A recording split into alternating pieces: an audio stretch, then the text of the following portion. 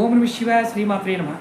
ఈ షార్ట్ వీడియోలో ఎవరైనా సరే కుటుంబ సభ్యులు కావచ్చు, మిత్రులు కావచ్చు, తెలిసిన వారు ఎవరైనా గుండె జబ్బుతో బాధపడుతూ ఉంటే వారు మందులు వాడుతున్నప్పుడు ఆ మందులు సరైన ఫలితాన్ని ఇవ్వనప్పుడు ఆ జబ్బు నయం కావాలన్నా ఒక చిన్న పరిహారాన్ని ప్రయత్నించేయండి.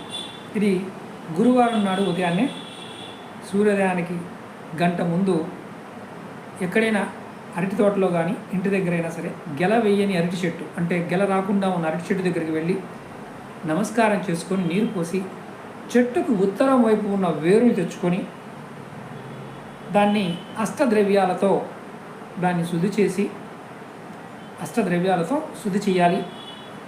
దాన్ని ఆ అరటి వేరుని 3 ముక్కలుగా కట్ చేసి పసుపు, అంటే మామూలుగా పసుపు రంగు ఉన్న సిల్క్ వస్త్రంలో దాన్ని కట్టి కుడి చేతి దండానికి కట్టుకోండి. అంటే ఇక్కడ కట్టుకోవాలి.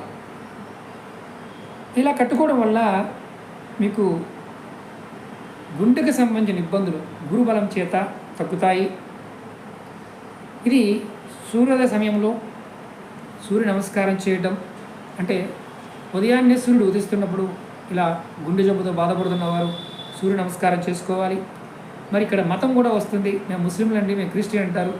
ముస్లింలు అయితే కరెక్ట్గా సూర్యోదయానికి ముందే నమాజ్ చదువుకోవడం, క్రైస్తవులు అయితే బైబిల్ పఠనం చేయటం, ప్రార్థన తర్వాత ఆకలిగా ఉన్న ఎవరికైనా సరే గోధుమ రొట్టెని దానంగా ఇవ్వడం చేయాలి. అలాగే రోగి ఎవరైతే బాధపడుతున్నారో వారు చేయవచ్చు. అలాగే ఈ పరిహారాన్ని ఇంకెవరు చేయవచ్చయ్యా అంటే రుణ బాధలు, సంతాన బాధలు, సుఖం లేకపోవడం, విద్యలో విజయం లభించకపోవడం, ఉద్యోగాల్లో అభివృద్ధి లేని వారు కూడా ఇది చేయొచ్చు. దానివల్ల రోగాలు తగ్గుతాయి, రుణ బాధలు కూడా తొలుగుతాయి, సంతానం కలుగుతుంది, సుఖం లభిస్తుంది, విద్యలో విజయం లభిస్తుంది, ఉద్యోగంలో కూడా అభివృద్ధి కలుగుతుంది. గమనించాల్సిన విషయం ఏంటంటే ముఖ్యంగా ఇది చేస్తున్న వారు ఏ మతాన్ని కూడా విమర్శించకూడదు, ఎవరిని విమర్శించకూడదు. దేవుడు ఒక్కడే అన్న భావంతో ఉండాలి. అలా ఉన్నప్పుడే దీని ప్రభావాన్ని పూర్తిగా చూడగలుగుతాం. అలాగే మీకు ఈ వీడియో నచ్చినట్లు లైక్ చేయండి, ఛానల్ని సబ్స్క్రైబ్ చేసుకోండి, పక్కనే ఉన్న గంట సింబల్ని యాక్టివేట్ చేసుకొని 10 మంది మిత్రులకి ఈ వీడియోని షేర్ చేయండి.